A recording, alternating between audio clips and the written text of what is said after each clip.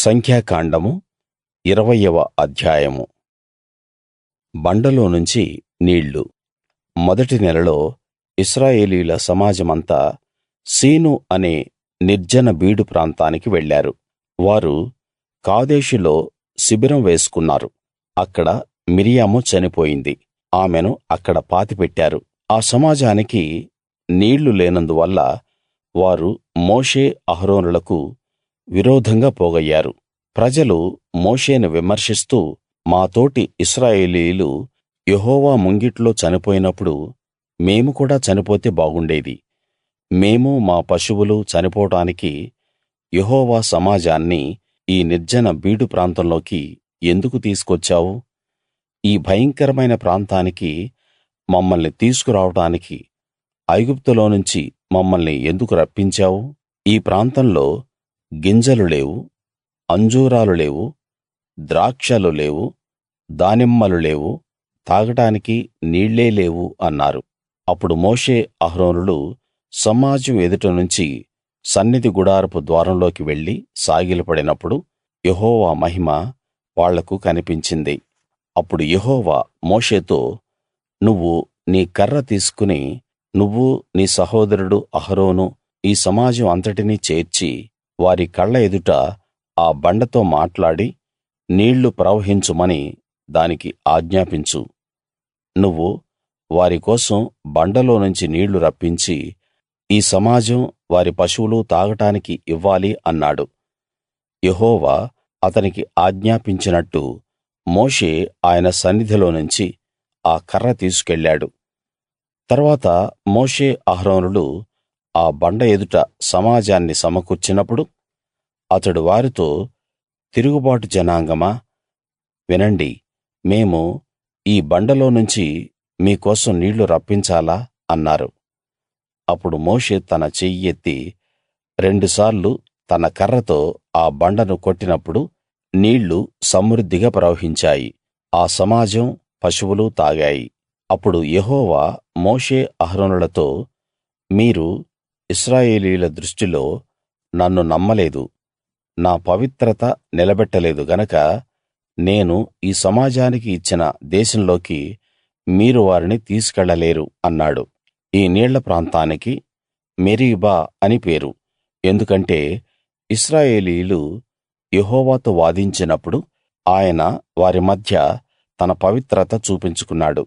ఎదోము రాజు ఇశ్రాయేలు వారిని తన సరిహద్దుల్లో గుండా వెళ్ళడానికి అనుమతించకపోవటం. మోషే కాదేషు నుంచి ఎదోము రాజు దగ్గరికి రాయబారులను పంపించి, నీ సహోదరుడు ఇశ్రాయేలు అడుగుతున్నది ఏమంటే, మాకొచ్చిన కష్టమంతా నీకు తెలుసు. మా పితరులు ఐగుప్తుకు వెళ్ళారు. మేము చాలా రోజులు ఐగుప్తులో ఉన్నాం. ఐగుప్తీయులు మమ్మల్ని మా పితరులను బాధల పాలు చేశారు. మేము యెహోవాకు మొరపెట్టినప్పుడు ఆయన మా మొర విని ఒక దూతను పంపించి ఐగుప్తులో నుంచి మమ్మల్ని రప్పించాడు. చూడు, మేము నీ సరిహద్దుల చివర ఉన్న కాదేషు పట్టణంలో ఉన్నాం. మమ్మల్ని నీ దేశం గుండా దాటి వెళ్ళనివ్వు. పొలాల్లో నుంచైనా ద్రాక్ష తోటల్లో నుంచైనా మేము వెళ్ళం. బావుల్లో నీళ్లు తాగం. రాజమార్గంలో నడిచి వెళ్ళిపోతాం.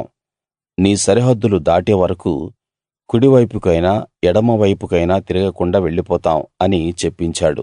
కాని ఎదోము రాజు, నువ్వు నా దేశంలో గుండా వెళ్ళకూడదు. అలా వెళ్తే నేను ఖడ్గంతో నీ మీద దాడి చేస్తాను అని జవాబిచ్చాడు.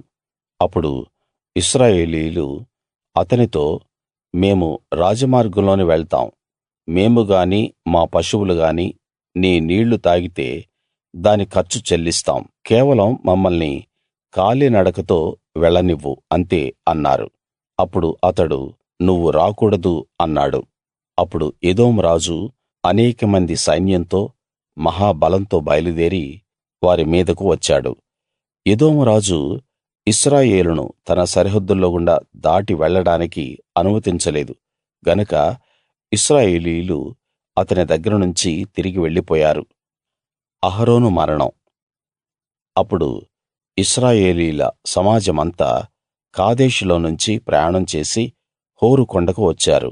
యెహోవా ఎదోము పొలిమేరల దగ్గరున్న హోరు కొండ దగ్గర మోషే అహరోనులతో మాట్లాడుతూ, మీరిద్దరూ మెరీబా నీళ్ల దగ్గర నా మాటలకు ఎదురు తిరిగారు గనక నేను ఇశ్రాయేలు ప్రజలకు ఇచ్చిన దేశంలో అహరోను ప్రవేశించకుండా తన పితరులతో చేరిపోతాడు. నువ్వు అహరోను అతని కొడుకు ఎలియాజరును తీసుకుని హోరు కొండెక్కి అహరోను వస్త్రాలు తీసి అతని కొడుకు ఎలియాజరుకు తొడిగించు. అహరోను తన పితరులతో చేరి అక్కడ చనిపోతాడు అన్నాడు. యెహోవా ఆజ్ఞాపించినట్టు మోషే చేశాడు. సమాజమంతా చూస్తూ ఉన్నప్పుడు వారు హోరు కొండ ఎక్కారు. మోషే అహరోను వస్త్రాలు తీసి అతని కొడుకు ఎలియాజరుకు తొడిగించాడు. అహరోను కొండ శిఖరం మీద చనిపోయాడు. తరువాత మోషే ఎలియాజరు ఆ కొండ దిగి వచ్చారు. అహరోను చనిపోయాడని సమాజమంతా గ్రహించినప్పుడు ఇశ్రాయేలీయుల కుటుంబాలన్నీ అహరోను కోసం 30 రోజులు శోకించారు.